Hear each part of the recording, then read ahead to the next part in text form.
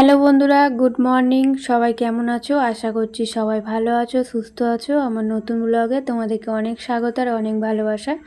এখন বাজে ওই যে 5:30টার মতো বাজে। আর আজকে হচ্ছে রবিবার। আজকে এত তাড়াতাড়ি কেন ঘুম থেকে উঠেছি বলো তো?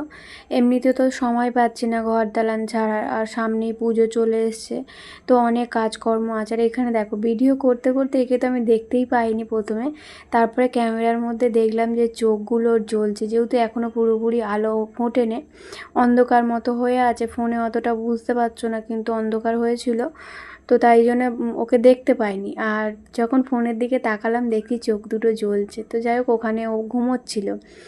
তো আজকে এই যে তাড়াতাড়ি ওঠার কারণ হচ্ছে এই একটাই, ঘর ঝাড়বো। তো আজকে এই কাজের ঘরটা পরিষ্কার করব। আর বেলার দিকে তো হবে না, তোমাদের তো কালকে বললাম বাপের বাড়ি যাব। তো ওই 10:30 11টার দিক করে বেরোবো। তো তার আগে আমাকে ঘরের সমস্ত কাজকর্ম মিটিয়ে নিতে হবে ওই 10:30 11টার মধ্যে। তো তারপরে আর কি বেরোতে পারবো। আর বেশি বেলা হয়ে গেলে না, মানে কি বলবো, রোদ্দুর উঠে গেলে খুব কষ্ট হয়। তাই জন্য আর কি ভোরবেলা উঠলাম। আর একটা একটা করে না করলে না সময়ই হয়ে উঠছে না। তো প্রথমে তো হাজবেন্ড বলছিল যে এত সকালে উঠতে হবে না, করতে হবে না, পরে করবে, অনেক সময় আছে। কিন্তু আমি তো জানি আমার হাতে আর সময় নেই এতগুলো, মানে ঘর দুটো, রান্নাঘর, দালান, সবটা তো এক এক দিনে এক একটা করে করতে হবে। সব একদিনে করতে গেলে হবে না। তো তাই আর কি আজকে এই সকালবেলায় উঠে পড়েছি 5:30টার সময়। উঠে প্রথমেই এই চলে এসেছি ঘর দালান ঝাড়তে। এখনও পর্যন্ত কিচ্ছু করিনি, শুধুমাত্র বাইরের চাবিটা খুলেছি, বাসি নাইটিটাও চেঞ্জ করিনি। ভাবলাম এই ঘরটা পরিষ্কার করে নিই, তারপরে নাইটিটা চেঞ্জ করব। তো আগে ওপরের ঝুলগুলোই ভালো করে ঝেড়ে নিচ্ছি, তারপরে নিচের দিকটা করব। আর এই ঘরটা না যতই পরিষ্কার করি, যতই যাই করি, এই ঘরটা আমার খুব নোংরা হয়, প্রচুর নোংরা হয়। মানে এক সপ্তাহ, মানে সপ্তাহে একদিন করে করলে তারপরে হয়। কিন্তু আমার তো আর অত সময় নেই এখন। এখন যেহেতু আমি কাজ করি, সপ্তাহে একদিন করে করা সম্ভব না। আগে আগে করতাম যখন কাজ করতাম না। আর এই যে দেখো দেয়ালে, মানে কি বলবো, রঙগুলো উঠে গেছে। আর এখান দিয়ে এত বালি ঝরে, তাই জন্য এই ঘরটা আমি বেশি পরিষ্কার করতে চাই না। আর ওই পরিষ্কার করলে নাকের মধ্যে ধুলো ঢুকে অ্যালার্জিতে, মানে কি বলবো, সারা দিনটা আমার কষ্ট হয়। আর মাস্কও নেই, আর ভেবেছিলাম মুখে একটা কিছু বাঁধবো।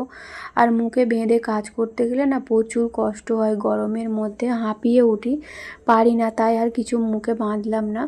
আর ওদিকটা ঝাড়া হয়ে গেছে, এখন এই যে গেটের এই দিকটা ঝাড়বো। আর ঘরের বাসি কাজকর্মও তো করতে হবে, তবে এখন করব না ওটা।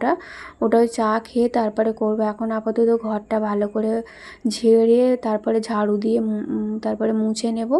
নিয়ে তারপরে বাকি ওই ঘরের বাসি কাজকর্মগুলো করব। চা খাবো, ব্রাশ করব, সবাই একটা একটা করে করতে হবে। তবে 10:30টার মধ্যে আমাকে বেরিয়ে যেতে হবে, কারণ ওই বেলা হয়ে যাবে, রোদ্দুর উঠে যাবে। আর মাও তো বারবার ফোন করছে একটু তাড়াতাড়ি যাওয়ার জন্য। কাজকর্ম কিছু নেই জানো তো, তাও আমি গেলে মায়ের একটা আলাদা আনন্দ। তো কালকেও বলছিল কখন আসবি, একটু তাড়াতাড়ি আয়, তাড়াতাড়ি আয়, এই করছিল। আর কালকে রান্নার জন্য জিজ্ঞাসা করছিল কি রান্না করবে না করবে। তবে হঠাৎ করেই আর কি ওদের ওইখানে একটা পুজোর জন্য ঠান্ডা উপোস করতে হবে, মানে পান্তা খেতে হবে। তো মা জিজ্ঞাসা করছিল যে পান্তা খাবি নাকি রান্না করবো। আমি বললাম না, ঠাকুরের এইসব ব্যাপার কি বলো তো, ঠান্ডার উপোসটা না কানে শুনলেই করতে হয়। তো আমি বললাম ঠাকুরের যেহেতু উপোস করতে হবে তো করো, মানে গরম ভাত করতে হবে না, তোমাদের যেটা হচ্ছে সেটাই করো, কারণ আমার জন্য তোমাদের নিয়ম আর কি করতে হবে না। তো নইলে মা কী করতো, গরম ভাত করতো। আর আজকে উনুন জ্বালাতেই নেই, গরম জিনিস খেতে নেই। তো তাই জন্য আর কি মাকে বুঝিয়ে বললাম একটা দিন। আর আমার তো পান্তা ভাত খেতে ভালোই লাগে, আমার কোনো অসুবিধা হয় না। আর আমার মেয়ে খেতেও ভালোবাসে। মাকে বললাম একটু তেলে ভাজা আনবে, ওই তেলে ভাজা দিয়ে আর আলু সেদ্ধ দিয়ে তেল লঙ্কা করতে বলেছি একটু, ওই দিয়ে আর কি দুপুরের খাওয়াটা হবে। আর সকালবেলা আমার ঘরে টিফিনেরও কিছু নেই, আর সময়ও নেই যে টিফিন একটু বানাবো। তবে ঘরে ম্যাগি আছে, কিন্তু ম্যাগি খেতে না আর ভালো লাগছে না। আমার মেয়েও আর খেতে চায় না, আমারও ভালো লাগে না। তো ওটাই ভাবছি সকালবেলা কি খেয়ে আমি যাব। আর দোকানে যেতে গেলে সেই কেক আর হচ্ছে ম্যাগি, আর কিচ্ছু দোকানে নেই। বেকারি তো আজকে আসবে না, আজকে যেহেতু রবিবার, নইলে একটু পাউরুটি কিনে নিতাম, যা হোক একটু করে খেতাম, ডিম টোস্ট পোস্ট করে খেতাম। আর আজকে তো তোমাদের বলাই হয় না, আজকে হচ্ছে মহালয়া। তো আমি এদিকে ঘর পরিষ্কার করছি, আর চারিদিকে টিভি চলছে, আর মহালয়ার মানে যেই গানটা হয় সেই গানটার আওয়াজ আসছে। এত ভালো লাগছে যে কি বলবো। তো আমি প্রথমে ভেবেছিলাম যে আমি মনে হয় একা তাড়াতাড়ি তাড়াতাড়ি ঘুম থেকে উঠেছি। তারপরে যখন ঘরের জানালাগুলো খুললাম দেখলাম যে সবাই উঠে পড়েছে আর মহালয়া দেখছে। তবে আগের মতো মানে মহালয়ার অত ইন্টারেস্ট আর নেই। আগে যেমন ছোটোবেলায় আগেকার দিনে টিভি তো সবার ঘরে থাকতো না, ওই রেডিও থাকতো, তারপরে হচ্ছে ওই সাদা কালো টিভি থাকতো। আর আমাদের পাড়ার মধ্যে ওই একজনদের বাড়ি টিভি ছিল।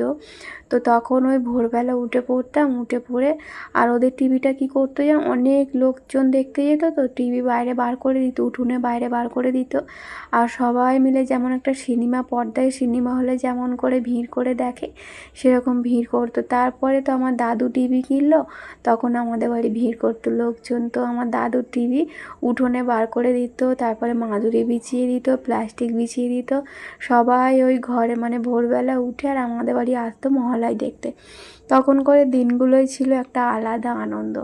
তো এখন করে আর অত মহালয়া দেখতে ভালো লাগে না। তো কি বলো তো, আগের মহালয়াগুলো দেখতে ভালো লাগতো, এখনকার আর আগের মতো হয় না, তো তাই দেখতে ভালো লাগে না। তবে বাচ্চারা এখন দেখতে ভালোবাসবে, তো প্রত্যেকটা ঘরে দেখছি বাচ্চারাই আর কি দেখছে। তো আমার মেয়ের অত আবার নেই জানো তো, মহালয়াটা মানে যেই থেকে জ্ঞান হয়েছে, তো জ্ঞান এখনও পর্যন্ত ঠিকঠাকভাবে হয়নি, নামেই ওর বয়সটাই হয়েছে কিন্তু ওর বুদ্ধি শুদ্ধি কিচ্ছু হয় না। তো এখনও পর্যন্ত আমার মেয়ে কিন্তু মহালয়া দেখেনি যেই থেকে হয়েছে। তো ও অত বোঝেও না জানো তো, যে মহালয়া কি, মহালয়া ভোরে উঠে দেখতে হয় না, দেখার একটা আনন্দ আর কি থাকে আমাদের বেলায় যেমন ছিল ছোটোবেলায়। তো সেই সব আনন্দ তো এখন আর নেই, পৃথিবী থেকে সবটাই হারিয়ে যাচ্ছে আস্তে আস্তে। খেলাধুলা তখনকার ছোটোবেলায় কত আমরা খেলাধুলা করতাম, এখনকার বাচ্চারা তো শুধু মোবাইল ছাড়া আর কিছু চেনে না। তো খেলাধুলাগুলো এক একটা করে সব হারিয়ে যাচ্ছে, আগে করে ছোটোবেলার সব স্মৃতি সব মুছে যাচ্ছে। তো যাই হোক, তো তোমাদের সঙ্গে অনেক বক বক করে ফেললাম। তো দেখো আমার তো ওপর দিকটা সব ঝাড়া হয়ে গেছে, এখন এই নিচের দিকটা সব ভালো করে পরিষ্কার করে ঝাড়ু দিয়ে নিচ্ছি।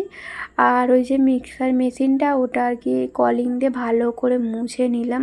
তো কিছুদিন আগে মানে একটা পেস্ট করছিলাম, একটা না মানে অনেক কিছুই দিয়ে করছিলাম, তো আদা তারপরে টমেটো অনেক কিছুই দিয়েছিলাম, তো ভর্তি হয়ে গেছিলো। আর ওই মিক্সার বাটির মানে ঢাকনা থেকে খুলে সব বেরিয়ে আর এর মধ্যে পড়েছিল, সেগুলো না মোছা হয়নি, শুকনো হয়ে গিয়েছিলো। তাই আজকে কলিং দিয়ে ভালো করে আর কি মুছে নিলাম। সব পরিষ্কার করছে আর পাখাটা পরিষ্কার না করলে হয় বলো। তো পাখাটাও একটু ঝেড়ে নিচ্ছে, আর পাখাটা খুব একটা নোংরা হয়নি। তো এই কিছুদিন আগে পাখাটা আমি পরিষ্কার করেছিলাম, তাও সবটা করছে আর এটা বাদ দেবো, তাই এটাও একটু ভালো করে পরিষ্কার করে নিলাম। তো অনেক নোংরা বেরিয়েছে ঘর থেকে, নোংরা নোংরা বলতে হয়েছে বালি তারপরে সিমেন্ট সেইগুলোই ঝরে ঝরে পড়েছে। তো এগুলো এখন একটা প্লাস্টিকে তুলে রাখবো, রেখে তারপরে ঘরটা ভালো করে ঝাড়ু দিয়ে নেবো। এখন ওই ঘড়ির কাঁটায় বাজে ওই 6টা কি 6:10-15 হবে, বেশিক্ষণ সময় লাগে না। এই ঘরে বেশি জিনিসপত্র নেই তো তাই বেশি সময় লাগে না। তো আমার বেডরুমটায় অনেক জিনিসপত্র আছে, মানে ওই ঘরটা যখন করব অনেক সময় লাগবে, প্রতিটা জিনিস বাইরে বার করে করে করতে হবে, তো অনেক সময় লাগে। শুধু বেডরুমটা কেন, রান্নাঘরটা দালানটা ওইগুলো করতে সময় লাগে। তবে বেডরুমটা আমি একা করব না, কালকে সোমবার ছুটি আছে, তো হাজব্যান্ডকে বলেছি একটু হাতে হাতে করে দিতে। ও একটা দিন ছুটি থাকে তো ঘরের কোনো কাজকর্ম করতে চায় না, আর আমিও বলি না ওকে, কারণ সারা সপ্তাহে প্রচুর পরিমাণে ওর খাটুনি হয়, তাই ওকে আমি কিচ্ছু ঘরের কাজ করতে বলি না। তবে সামসেটের যেসব জিনিসগুলো আছে সেগুলো একার দ্বারাই নামানো সম্ভব না অত উঁচু থেকে, তো একজন ওপর থেকে দেবে আর নিচ থেকে একজন ধরে ধরে দিলে সুবিধে হয়। তো মেয়ে থাকলে এগুলো মেয়েই করে, প্রতিবারে মেয়েকে দিয়েই করাই, ওই ছুটির দিনে করাই। তো এই সপ্তাহে তো সারা সপ্তাহে ওকে স্কুল যেতে হবে, আজকে ছুটি ছিল কিন্তু আজকে আর হবে না। বেডরুমটা করতে গেলে না অনেক সময় লাগবে, এই 1 ঘন্টা 1.5 ঘন্টার মধ্যে হবে না। আর আমি যাবো যেহেতু মায়ের কাছে, তো ঘরটা করতে গেলে আর হবে না, তো তাই জন্য আজকাল ঘরটা করলাম না। আর মেয়ের তো এই সপ্তাহটা পুরোই স্কুল হবে, যতক্ষণ না রেজাল্ট দিচ্ছে তারপরে সিলেবাস দিচ্ছে ততদিন ওকে স্কুলে যেতে হবে রেজাল্ট আর সিলেবাসের জন্য। তো আজ মানে কালকে দেওয়ার কথা আছে, দেখা যাক কী হয়। তো কালকে যদি রেজাল্টটা দিয়ে দেয় আর মানে মঙ্গলবার বুধবার করে যদি সিলেবাসটা দিয়ে দেয়, তাহলে ওকে আর স্কুলে পাঠাবো না। বাচ্চারা না আর স্কুলে যেতে চাইছে না, যেহেতু পুজো পুজো একটা ভাব চলে এসেছে, চারিদিকে মাইক বাজছে, তারপরে প্যান্ডেল কিছু কিছু কমপ্লিট হয়ে গেছে, তবে আমাদের এদিকে প্যান্ডেল এখনও পর্যন্ত কমপ্লিট হয়নি। তো সময় লাগবে, যেহেতু এবারে পুজোটা অনেকটা তাড়াতাড়ি হয়ে গেছে, সব কিছুই যেন লেটে হচ্ছে আর তাড়াতাড়ি হয়ে গেছে পুজোটা। পুজো আস্তে আস্তে একটা আনন্দ, পুজো হয়ে গেলেই মন খারাপ, একদম ভালো লাগবে না পুজোটা হয়ে গেলে। তো আমার যেমন এই পুজো আস্তে আস্তে একটা আনন্দ। তো কিছুদিন আগে পর্যন্ত পুজো পুজো কোনো ভাবেই ছিল না, জানো তো। আমার ননদের যেহেতু এরকম একটা অবস্থা হয়ে আছে, তাই মন মেজাজ কারোরই ভালো ছিল না। তো পুজো বলে মনেই হচ্ছিল না, তবে কেনাকাটাটা করার পর থেকে তবু একটু মনে হচ্ছে যে পুজো পুজো ভাব, নইলে তো সবসময় মনমরা হয়ে থাকি, মানে সেরকমভাবে হাসি মজা মানে করতেই পারছিলাম না, যেহেতু মনের মধ্যে একটা মানে কি বলবো চিন্তা যে ননদ কবে ঠিক হবে। তো কেনাকাটাটা পরে মানে করার পর অনেকটাই একটু আনন্দের মধ্যে আছি, যে না একটা পুজো পুজো ভাব। তো যাই হোক, ঘর দালান ভালো করে ঝেড়ে নিলাম, মুছে নিলাম দেখতে পেলে, নিয়ে আর কয়েকটা কাচাকুচি ছিল, কয়েকটা বলতে এই যে মেয়ের স্কুল ড্রেস, এটা না আজকে কেচে দিলে কালকে আবার পরেও যেতে পারবে না, কালকে সকালবেলায় ও পড়বে, তাই জন্যে কেচে দিলাম।